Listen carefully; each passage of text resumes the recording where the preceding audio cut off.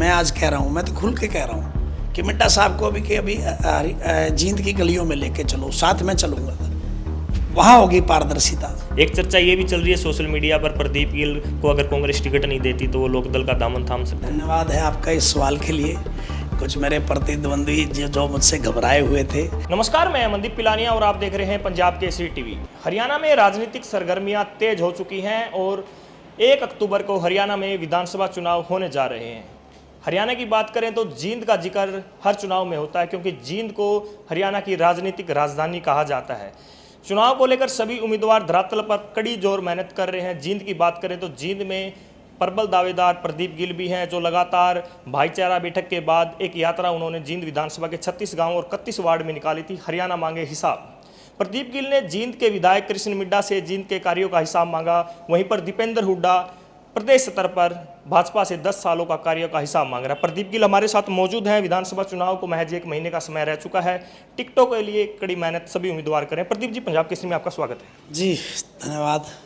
लगातार ग्राउंड पर मेहनत की, आपने यात्रा निकाली, भाईचारा बैठक भी की, अच्छी खासी आपने जनसंख्या जुटाने का काम किया, भीड़ जुटाने का काम किया। तो क्या लगता है आप टिकट में कहाँ देखते हैं आपकी लड़ाई? ना तो ये जनसंख्या थी, ना ये सिर्फ और सिर्फ ऐसे भीड़ थी। ये वो लोग थे जिन्होंने पिछले 14 साल में मुझे मजबूत करने का काम किया।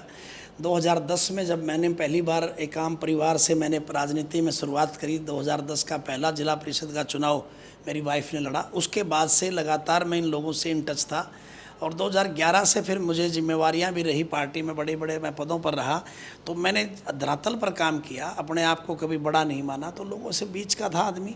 इसीलिए लोगों ने मुझे इसलिए भी ताकत दी कि वो बदलाव चाहते हैं जींद में, पुराने घरानों से छुटकारा चाहते हैं, उन लोगों से छुटकारा चाहते हैं जिन लोगों ने जींद को गलत में ले जाने का काम किया। जींद के इतिहास की बात करें तो लंबे समय से मिड्डा परिवार का यहाँ पर विधायकी है और आप लगातार मेहनत कर रहे हैं कि अब की बार चुनाव लड़ना है आपको कांग्रेस पार्टी की तरफ से। तो विधायक को किस प्रकार देखते हैं, आपकी लड़ाई किस प्रकार देखते हैं, जो कार्य विकास कार्य जींद के? देखिए, 2 चीज़ें मैं मानता हूँ। धरातल पर अगर आज इस कैमरे को आप लेके जाएंगे, मैं विपक्ष में हूँ इसलिए ये नहीं कि भाई मैं विपक्ष की वजह से बोल रहा हूँ। इस कैमरे को लेके जाओ, गली में, मोहल्ले में, गांव में, कहीं चले जाओ। जिन गांव को गोद लिया, मैं खुद पैदल यात्रा के दौरान उन गाँवों में से जब निकला तो गलियों में मतलब जो है ना, गोडे गोडे खाचा था। अगर मैं कहूँ तालाबों की हालत इतनी गंदी है कि सारा पानी निकासी का उनके अंदर जाता है, वही पशु पीते हैं, वही बीमार होने के लिए फिर हमारा जो दूध पीने वाली बात आती है, जो पशु लेता है, ग्रहण करता है, उसी से दूध बनता है। लेकिन आज चाहे वो ग्रामीण अंचल की दुर्दशा के लिए मिड्डा जिम्मेदार है, आज चाहे जींद के ये जो बाहर देखोगे ये जो सेक्टर है, इसके अंदर भी ब्लॉक बिछा दिए गए। आज सेक्टर को भी इस तरह से बना दिया गया कि वो एक समृद्ध गांव कह सकते हो आप, इसको शहर नहीं कह सकते। जहां रोज़गार की बात आती है तो ये लॉलीपॉप दे दिया गया कि कौशल का रोज़गार या टेम्परेरी नौकरियों का रोज़गार। आज सारी फैक्ट्रियां जिनसे पलायन कर गई, कोई भी फैक्ट्री यहाँ चालू नहीं है जिससे आम व्यक्ति को रोज़गार मिल सके। आज जिस प्रकार से खुल करके कहूँगा कि मैंने जिस दिन प्रेस कॉन्फ्रेंस पहली की थी हरियाणा मांगे जवाब के तहत, मैंने जींद मांगे जवाब कार्यक्रम भी चलाया था उस यात्रा के दौरान। तो जींद के अंदर मैंने हज़ारों बातें आपके सामने रखी थी। जैसे इन्होंने करोड़ों रुपए की मशीन खरीदी जो सफाई के लिए, वो मशीन कहाँ है? धूल उठती है सारी सड़कों के किनारों पर, बड़े बड़े ढेर लगे हैं उसके मतलब जो है कूड़े के। जो करोड़ों रुपए का बजट हर साल आप लेते हो सरकार से, वो कौन डकारता है? इन सब मुद्दों को लेकर के ये पता चलता है कि दोनों हाथों से इस हरियाणा प्रदेश को जहां बीजेपी ने और उनके नुमाइंदों ने लूटने का काम किया, जींद के अंदर भी, चाहे वो चेयरमैन पिछला था, चाहे आज का चेयरमैन है, इनके बीच में और मिड्डा साहब के बीच में जिस प्रकार से लोगों ने देखा है कि बंदर बाट जैसी चीज़ों का जो है ना सरेआम लोगों ने देखा, इन्होंने कोई विकास काम नहीं किया। तो मेरा तो सीधा सा ये है कि जिस दिन भी मुझे टिकट पार्टी कांग्रेस पार्टी देगी, उसके बाद लगातार जो आज जनाधार बढ़ रहा है वो कम से कम 20 से 30 हज़ार वोटों से हम जो है इसे हराने का। आपने इतनी कमियां और खामियां बताई। दीपेंद्र सिंह हुड्डा ने जब जींद में हरियाणा मांगे हिसाब पद यात्रा निकाली तो जींद का भी हिसाब विधायक से मांगा था। विधायक ने प्रेस वार्ता करके जींद के विकास कार्य गिनवाए थे। सर, बैठ करके इस मंच पर मैं आज कह रहा हूँ, मैं तो खुल के कह रहा हूँ कि मिड्डा साहब को अभी जींद की गलियों में लेके चलो, साथ में चलूँगा, वहाँ होगी पारदर्शिता। बैठ करके ये कहना मैंने करोड़ों की ग्रांट वहाँ दे दी, करोड़ों की ग्रांट वहाँ दे दी। आज एससी समाज का धरना 14 महीने से लगा हुआ है। एक आपने कबीर चौक बनाया, उसके अंदर भी कितनी खामियां हैं। एक कॉर्नर में आपने कबीर जी की मूर्ति लगा करके ऐसे कर दिया कि बस मेरे पास शब्द नहीं है, मैं क्या बोलूं। और वहाँ पर उसी के बराबर में जहाँ अंडे, शराब की बोतलें, इस प्रकार से इससे बेटर तो तुम बनाते ना। इस प्रकार से अपमान भी आप लोगों ने किया। 14 महीने से वो लोग बैठे हैं, 14 महीने में आज तक कोई सुनवाई नहीं है। तो किस प्रकार की बात कर रहे हैं? आ जाए मेरे पास, रोड पे चलेंगे। जब रोड पे गांव में चलेंगे, जिन गांवों को आपने गोद लिया वो तो मॉडल होना चाहिए था। आज चाहिए आप उनके साथ कि चलिए विधायक जी, जिन गांवों को आपने गोद ले रखा है उन गांवों के अंदर वीडियो बनाते हैं। जो अगर चल पड़े तो मेरी गारंटी है मैं राजनीति छोड़ दूंगा या फिर वो चले। चुनाव को महज एक महीने का समय रह चुका। 1 अक्टूबर को हरियाणा में विधानसभा चुनाव होने जा रहे हैं। लंबे समय से बात करें तो जाट कम्युनिटी का कोई भी विधायक यहाँ से नहीं बना है। उपचुनाव हुए जिसमें रणदीप सिंह सुरजेवाला और दिग्विजय सिंह चौटाला ने भी चुनाव लड़ा। आप भी मेहनत कर रहे हैं, पार्टियों का नज़रिया किस प्रकार है? जाट को टिकट देगी? इस बार इसी बात को बदलने के लिए मैं लड़ रहा हूँ कि कम्युनिटी सभी का हम सम्मान करते हैं। आदमी का पैमाना क्या है? क्या उसकी कम्युनिटी है या उसका अपना डिज़र्विंग होना है, काबिल होना है? आज लड़ाई है काबिल की, डिज़र्विंग की। आज कोई हमारी जातिगत कोई लड़ाई नहीं है। और पार्टियां भी समझेंगी, समझ रही है। पार्टी ने हमारी ने तो यहाँ तक कहा है कि हम धरातल पर जो मजबूत होगा हम उसे टिकट देने का काम करेंगे।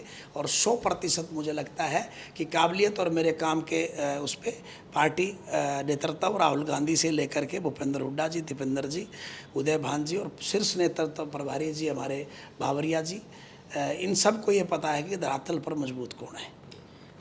लगातार आप मेहनत कर रहे हैं कांग्रेस पार्टी की तरफ से। अगर आपके इतिहास की बात करें तो लंबे समय से आप युवा के प्रदेश अध्यक्ष रहे हैं इनेलो के। अब चुनाव आ गया, चुनाव में कहीं ना कहीं चर्चाएं भी चलती हैं। एक चर्चा ये भी चल रही है सोशल मीडिया पर, प्रदीप गिल को अगर कांग्रेस टिकट नहीं देती तो वो लोकदल का दामन थाम सकते। धन्यवाद है आपका इस सवाल के लिए। कुछ मेरे प्रतिद्वंद्वी जो मुझसे घबराए हुए थे, जिन लोगों ने ये यात्रा देखी जिसमें इस यात्रा में 7 दिन में उमड़ा जन सैलाब, ठीक है, उस यात्रा को किस तरह से कंडम किया जाए और प्रदीप गिल का कैडर किस तरह से कम किया जाए, कुछ लोग इसी बात पे लगे हुए हैं। मैंने छोटी मानसिकता का कभी परिचय नहीं दिया। मैंने किसी को संबोधन में भी कभी ऊंचा नीचा नहीं बोला। मैंने आज तक मेरी लाइन लंबी की है मेरा काम करके। लोगों ने इस बार इस मानसिकता का भी परिचय दे दिया कि उन्होंने ये कहा भाई वो वहाँ जा सकते हैं, वहाँ जा सकते हैं, इधर जा सकते हैं। मैं भूपेंद्र हुड्डा जी का सिपाही हूँ। जब मैंने 2019 में चुनाव भूपेंद्र हुड्डा जी लड़ने आए तो मैंने उस वक्त में पार्टी का दामन थामा था जब कोई भी बड़ा चेहरा उस वक्त पार्टी में नहीं शामिल हुआ था। आज तो बहुत सारे लोग आए हैं, उसके बाद बड़े बड़े चेहरे आए हैं। मैंने 2019 में चौधरी भूपेंद्र हुड्डा जी के चुनाव में उनके यहाँ चुनाव में मैंने शुरुआत की थी और आज टिल डेट तक मैंने कभी, आप तो वहाँ की बात कर रहे हो, लोकदल की बात कर रहे हो, मैंने उनके अलावा तो दूसरी खिड़की भी नहीं देखी कांग्रेस में भी कि कौन सी खिड़की से टिकट मिलती है, कौन सी खिड़की है। मेरी एक ही खिड़की है, चौधरी भूपेंद्र सिंह हुड्डा। एक ही खिड़की है, चौधरी दीपेंद्र सिंह हुड्डा, पार्टी शीर्ष नेतृत्व। मैंने आज तक जो जहाँ किया है ना, मैंने सीधा एक ही जगह पे काम किया और जहाँ छोड़ दिया वहाँ छोड़ ही दिया। फिर दूसरी बात आती है लोकदल की। अब लोकदल के अंदर जब वो खुद हाशिए पे खड़े हैं, मैं आज जहाँ ये तो कहूँगा कि वो अपनी लड़ाई लड़ रहे हैं, वो अपना बढ़ा रहे हैं, हम अपना बढ़ा रहे हैं, लेकिन मेरी मजबूती आज मेरे से है। मुझे उनकी ज़रूरत भी नहीं है कि भाई मुझे अगर कोई आदमी कहता है आज की डेट में भाई टिकट ना भी मिलती है, कोई बात नहीं, नहीं मिलती है। पिछली बार भी नहीं मिली, 2019 में क्या मुझे मिली? उस टाइम भी मैं शामिल हो चुका था। लड़ाई लड़ता है इंसान, लेकिन छोटी मानसिकता का परिचय जो लोग दे रहे हैं उनको खास तौर पर करारा जवाब मैं दे रहा हूँ। आज कोई भी व्यक्ति इस तरह के प्रचार से कभी छोटा नहीं होता।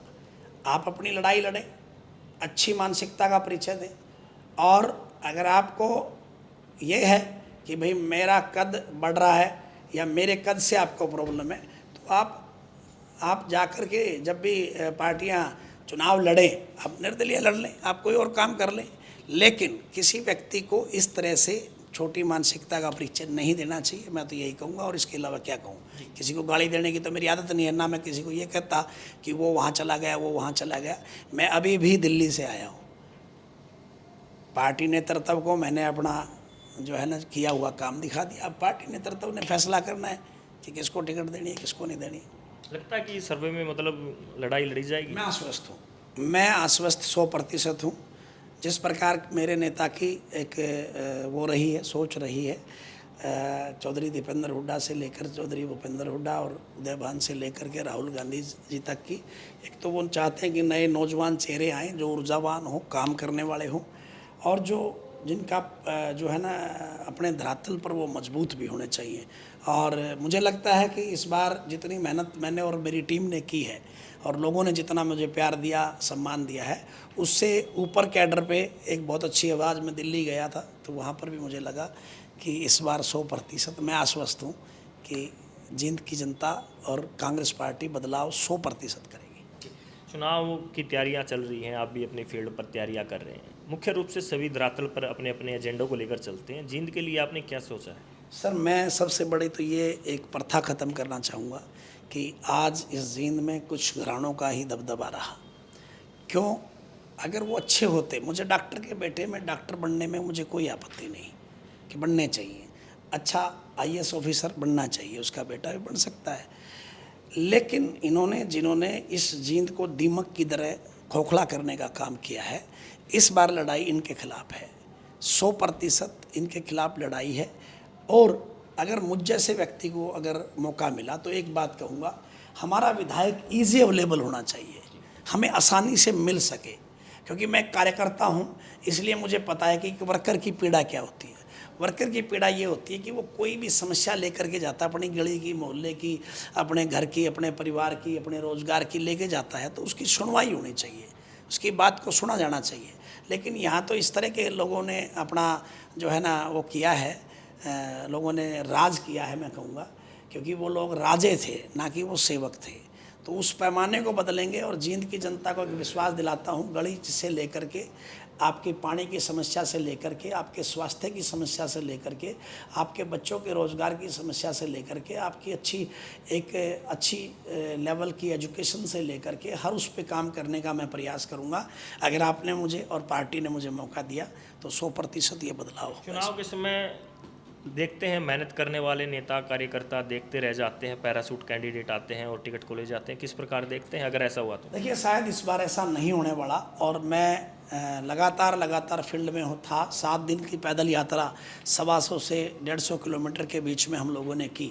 पार्टी नेतृत्व ने सारी वो देखी भी है, और दिन प्रतिदिन लोग जहाँ कूलर के अंदर से, AC के अंदर से नहीं निकलते, उस यात्रा में युवाओं का जोश, मातृशक्ति का आशीर्वाद और पिता तुल्य बुजुर्गों ने अपनी एनर्जी और अपना आशीर्वाद दे करके मजबूत किया है। वो पार्टी नेतृत्व का काम है कि जो जो उनके पैमाने हैं उन पे अगर मैं खरा उतरता हूँ तो 100% एक वादा मेरा है कि इस बार जींद का विधायक कांग्रेस पार्टी का होगा। जी, ये थे हमारे साथ जींद से कांग्रेस पार्टी के प्रबल दावेदार प्रदीप गिल। लगातार इन्होंने जींद विधानसभा के 36 गांव और 31 वार्ड में हरियाणा मांगे हिसाब पदयात्रा निकाली, और जींद के जो विकास कार्य अभी तक हुए हैं और जिन पर चर्चा ही विधायक ने प्रेस वार्ता के दौरान की, उन कार्यों का हिसाब प्रदीप गिल ने पदयात्रा के दौरान विधायक से मांगा। और भाजपा की सरकार से भी प्रदेश स्तर के जो कामों को लेकर चर्चाएं थी, उन पर भी इन्होंने हिसाब मांगा। जींद से पंजाब केसरी के लिए मैं मनदीप पिलानिया। हमसे जुड़े रहने के लिए हमारे YouTube चैनल को सब्सक्राइब करें और नई वीडियो की नोटिफिकेशन के लिए बेल आइकॉन को दबाएं। अगर आप ये वीडियो Facebook पर देख रहे हैं तो लाइक जरूर करें और ज्यादा से ज्यादा शेयर करें। धन्यवाद।